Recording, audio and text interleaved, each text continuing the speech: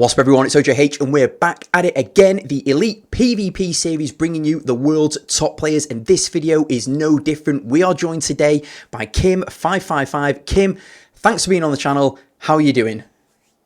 Yeah, pretty good. Just had my dinner and yeah, let's hit, man. Good man. Well, as we can see on the screen, you're sharing a Hogger deck with us today, so there's going to be a slight variation between the two decks. Do you want to talk to us about the decks then? Why do you like these decks? What is the kind of main sort of strategy that you're trying to employ with these? So the reason why I'm sharing these two decks, apparently there's more of like different variation, but I find like these two are more suitable towards my playstyle.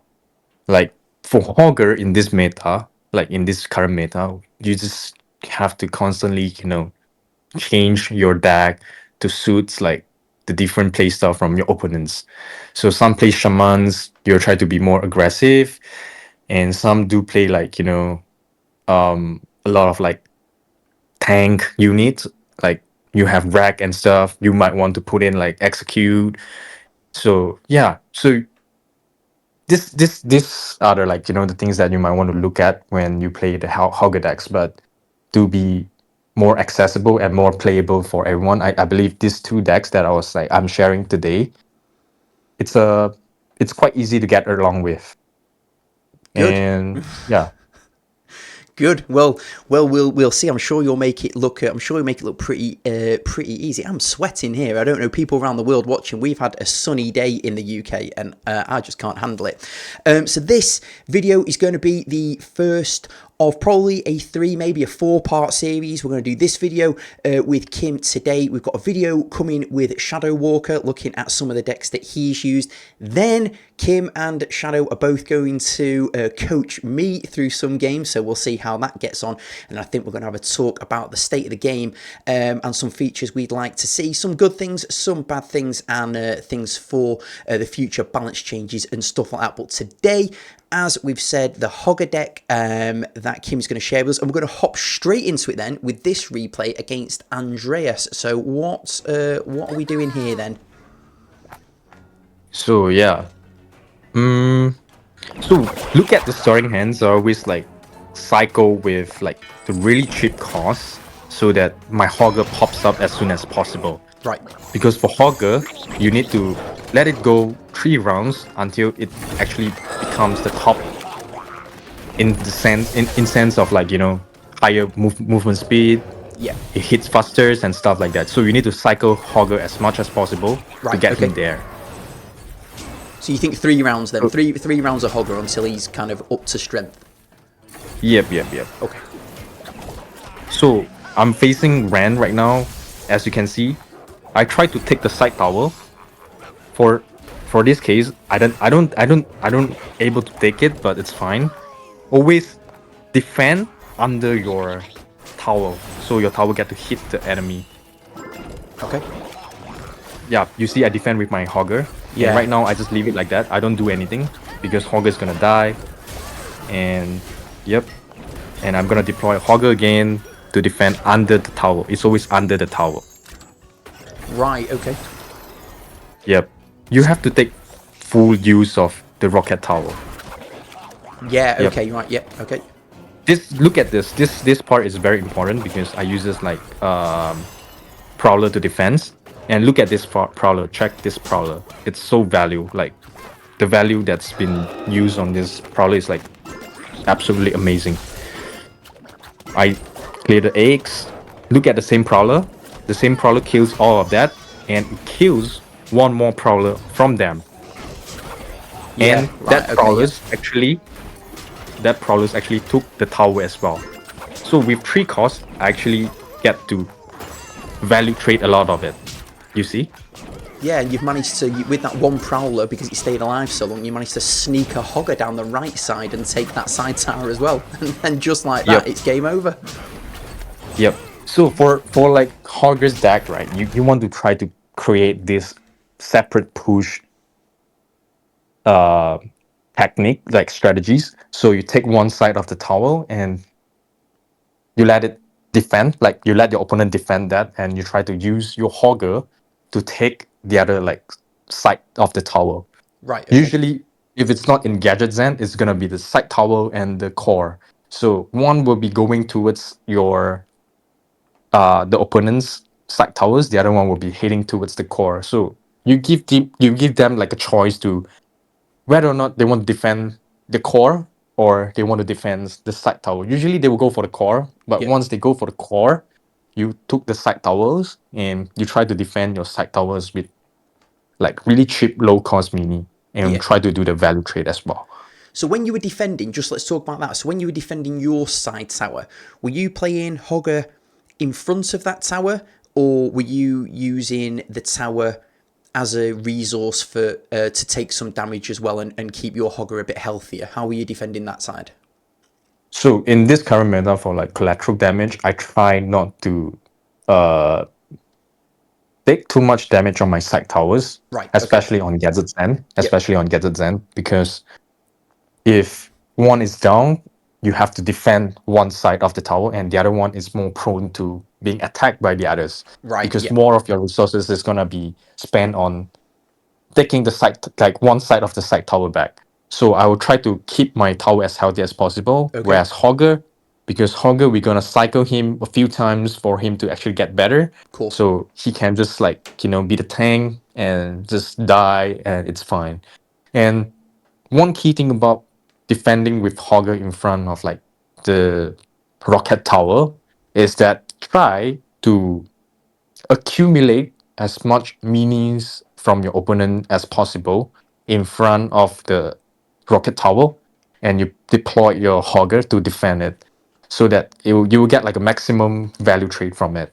So you get the splash damage from the rocket tower, and then you've got Hogger there anyway. And if Hogger dies, it doesn't really matter Yep. because the aim of the game in the early stages is to cycle through, three or four Hoggers anyway, so you can get Hogger kind of boosted up for the more health, the more damage, and everything like that, right? Yep, absolutely right.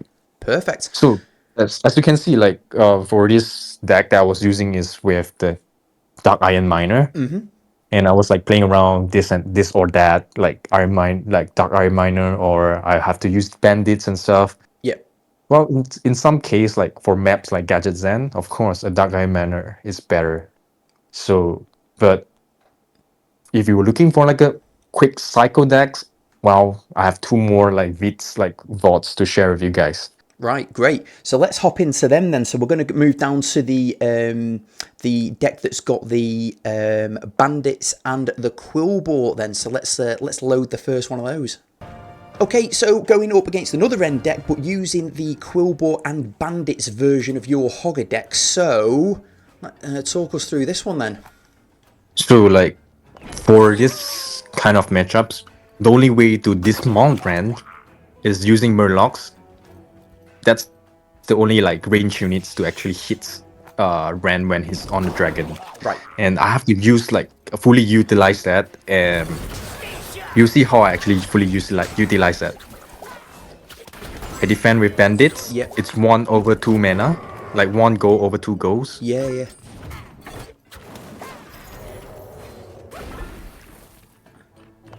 And you've got the stealthy prowler in there, so he's going to have to. Yep. Richer ruler's going to have to do something to defend that. Yep, and always deploy your Hogger in this map at the far end, so that he gets to what, like walks up. Right. Okay. Yeah. And if you actually notice, I always try to fight at that area, this very specific area, because my rocket tower is gonna take advantage of that. Like it's gonna hit their minis and protect mine even more. So mine's sort of like stay longer. Yeah. So you're trying to fight in between your right tower and the gold mine, kind of trying to fight in that gap. Yep, look how I did it with my Murlocs and QB. Right, yeah, QB to distract. In this deck, only the Murlocs can take down dismount the Rend. So I have to use it this way, use it properly. I cannot like afford to anyhow just place my QB and stuff. Yeah, no, for sure. So trying to protect the kobold on the left. Murloc's coming down there, going to clean up all that. Oh, another solid defense there. And you keep playing your Hoggers quite deep then, is that what you were saying at the beginning? You keep Yep. playing kind of Hoggers down near your Played base? a little bit. Yep. Until when your Hogger is full on like steroid up, like he's like full on steroid. That's when you can play Hogger a little bit towards the front. And then with the Hogger being faster there, is that you're trying to apply pressure faster to keep the pressure on? Is that Yep. the point of that? Yep, because it walks faster. Yep. Look, I use my Hogger like a little bit up front because it's steroid already. It's been steroid. Steroid And Hogger, I got you. Yeah, look how I defend the Prowler. I use like Murlocs and Bandits. So it's 3 gold for 3 goals. Yeah, If I were to use a Hogger, my Hogger is gonna be less healthier after the Prowler fight. And it's very hard for me to counter push.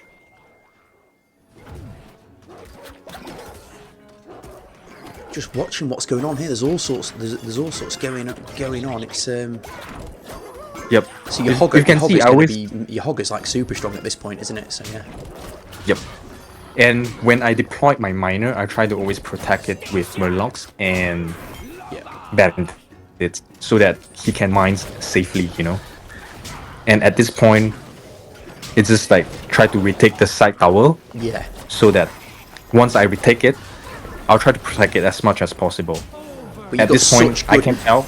You got such good value from the splash damage that Hogger does that Quill Ball was played by the opponent, and the Quill Ball got splashed by the damage onto the tower and Quill Ball, so it was a completely wasted Quill Ball in the end. Yep. And of course, like in this like situation, right? I try to keep my side tower as safe as possible for me to have another round of push.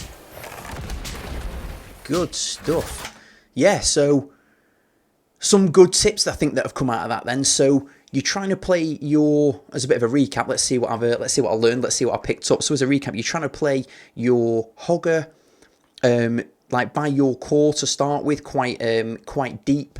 So it's got time, so it's got some time to kind of advance up the map, and you're trying to have a lot of the fights going on in between your right side tower and that gold mine, so you've got the rocket tower helping out with the splash damage there.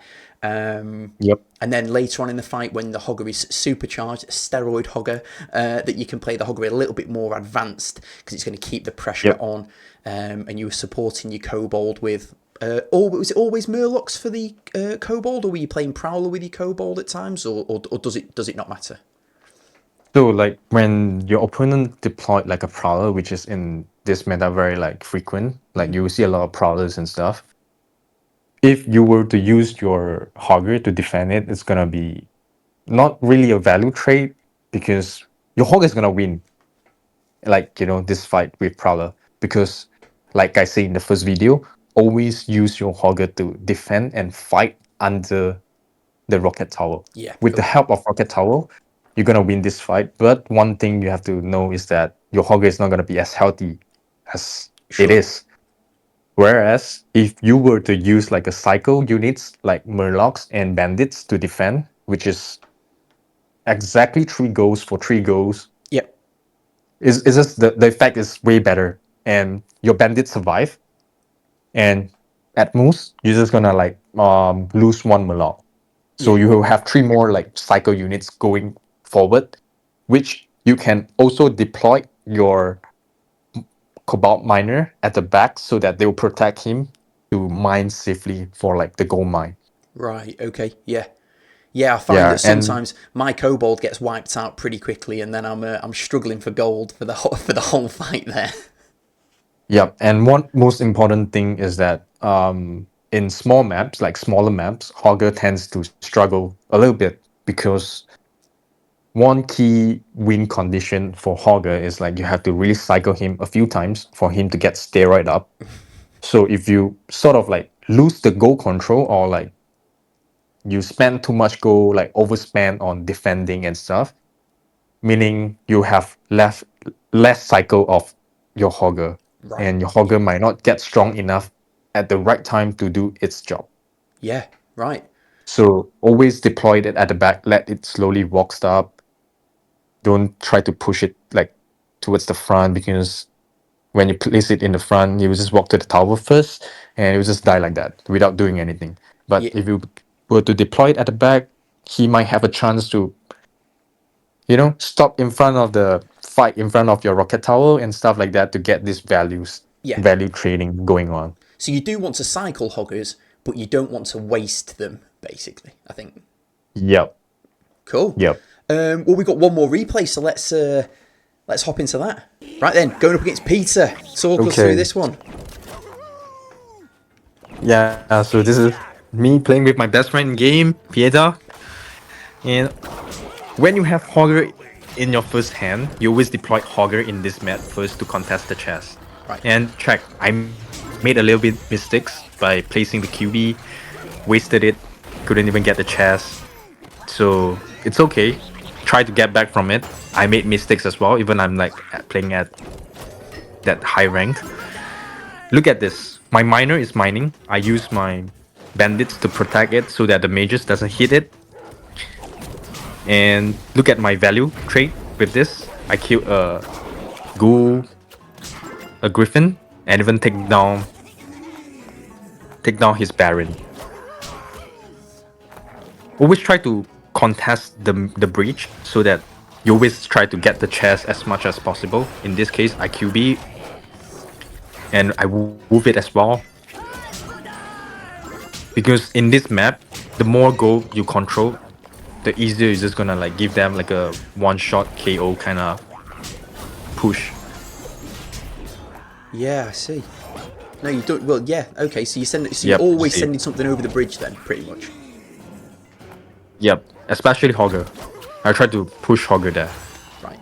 And once I gain the goal control or like the goal advantage over the opponent, I'll try to use a different strategy, which is like pushing two lanes at once. You Right. see it in a bit.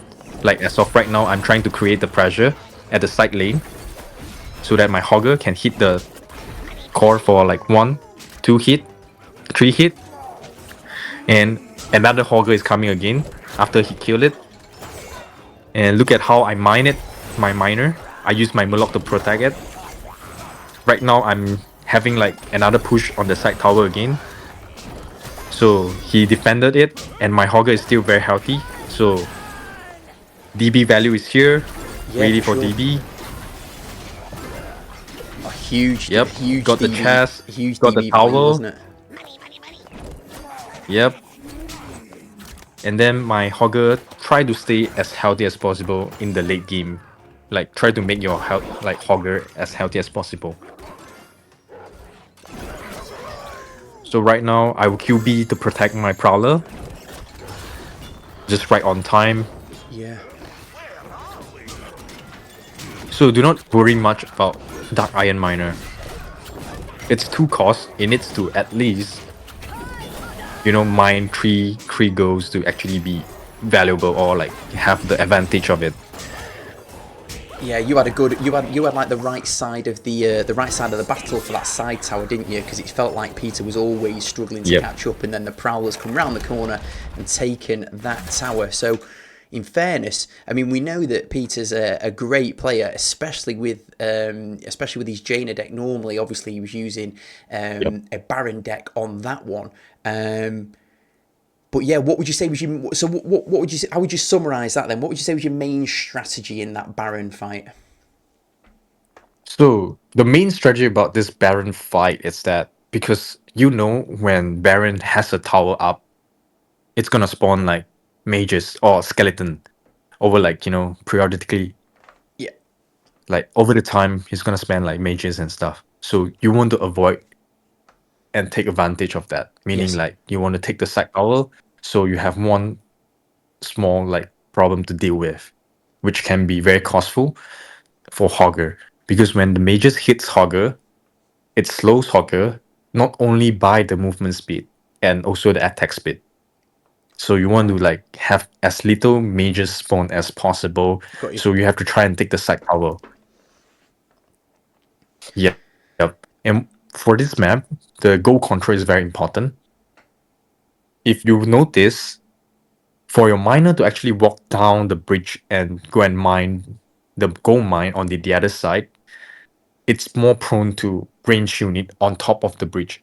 Yes. Yep. Yep. So you have to defend that as well. Meaning you see Griffin flying like towards the bridge, and while your miner is crossing under the bridge, Griffin's gonna hit the miner, of course. So you have to time it so well with your Malox, which is the only range unit to hit both skies and even such as Rend and this kind of stuff. Yeah. Okay. So you have to time so well to kill the Griffin on time so that your miners is able to walk it to the other side and mine the gold. Yeah, great. What were you? It, What did you say? Sorry about the Dark Iron Miner from that Peter was playing. You were saying you just ignore that. You're not wasting any of your gold or yep, any of your minis on trying to stop that mining from happening. You're happy to just let that go. yep. Unless there's like 3 goals in the gold mine, so I'll try to contest it. I will not let him mine. Right. I'll Okay. give him some pressure about mining. If it's just 1 goal and it's not gonna spawn the goal in the next few seconds after he mine, and I'll just let him mine it. It's fine. It's it's probably his cycle, like of like he's cycling his hand. And one very important thing about playing Hogger, I believe, um, I learned that from Teal, but is that when you play Hogger, you try to not overspend your. He didn't share much about it, but when as I watch, I have played with him and stuff. This is how I sort of like get the idea of playing Hogger. You don't want to overspend on defending. You don't want to overspend on pushing. Just the right amount, meaning that one Hogger is able to fight one push from your opponent Right. and maybe 1.5, if possible, 2. Even for your Prowler. Like the first video that I shared, my Prowler fight all the way through the Murlocs, through the eggs, Yep. and even take down the Prowler.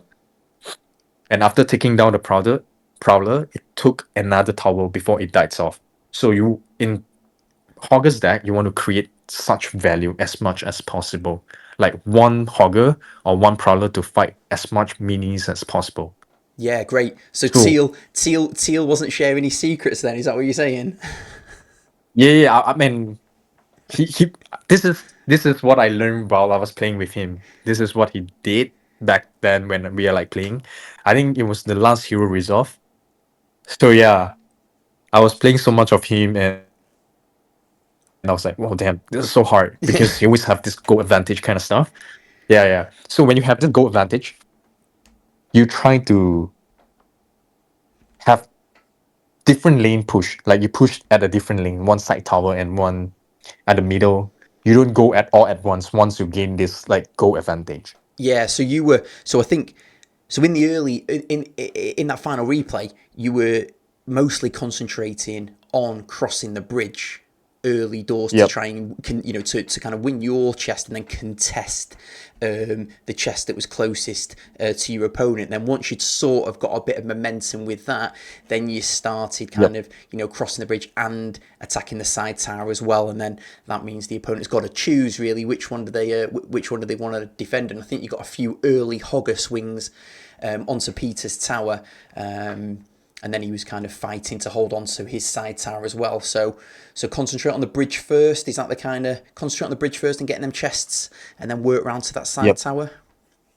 So the idea about this whole Hogger deck is that in the very beginning, try not to lose a lot of goal control, Right. contest the chess as much as possible.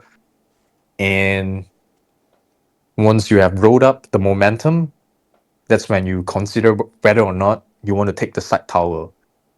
Based on what? Based on your goal advantage and based on how much have you cycled your Hogger. Is it steroid up already, or is it still like walking a little bit slow? You need him running. When your Right. Hogger is running, that's when you can consider taking the side towers. Yeah. And Okay. most importantly, in this Hogger deck, use your polymorph like at the right time. So if you can see just now, there's like Baron and his ghoul. Yeah. I was able to poly both of them, and that's when I get the value. Yeah. So a lot Sure. of players made the mistakes of once they poly, they instantly DB. Yeah, that's me every time. Polymorph, deep breath, and So then it's not a positive gold value. And but as soon as I've polymorphed, I feel like I need to get some deep breath, and I feel like I need to yeah, use it while they've got the extra vulnerability, and kind of clear the map. But I suppose you need to be a little bit you more only patient than that. yep, you only do that. You only do like poly DB when it's on Rend. You want to dismount him. That's when you poly him and you DB. When your Murlocs and QB is out of cycles. If you Right. can get your Murlocs and QB combo to get ran down to the ground, you do it. If not, you poly and you DB. But there's a trick about this poly DB things. You don't only do it when you see a Ren by itself. You need to do it when there's like, let's say, Griffin, or maybe like there's like Murlocs, or there's like the Harpies and stuff like that. Yeah. You poly Ren, and then you angle you position your DB at an angle that it gets to hit every of that. You just one Yeah. shot clear everything. Yeah. So Sure. for Hogger, yeah, for Hogger deck, you try to use as little deep breath as possible because it's expensive and it's 4 gold. It doesn't cycle fast. So you use very little of that. If you can clear with just poly, you just clear with just poly. Yeah, Yeah. and I suppose poly plus Hogger's splash damage, especially when you've got a steroid Hogger hitting away, that's going to take out most things anyway. So you're not going to need not going to need the deep breath. You can save that for one of the air minis that your opponent might have if you've not got your Murlocs available, I suppose. Yep. Yep. Mate, So just one final sharing about this deck. yeah, yeah, sure, go for it, yeah. There's some bad side. I mean, not all decks. Like it's not like all around the deck like the Jaina one that Pieta shared. The problem with the weakness of this deck is meeting fighting in like a small maps because it's harder for you to cycle Right, and facing Gargoyle Gary. So for Gary, you need to really make full use of your DB again to right. break its armor. If you notice, my DB is the armor breaking DB. I hadn't noticed, but yes, no, good. Yeah, good. Yeah, good point to highlight. Okay, yeah, fine. Yep. So that helps when it comes to taking down uh Gary. And when they deploy Gargoyle or in the map, just don't try to DB it straight away.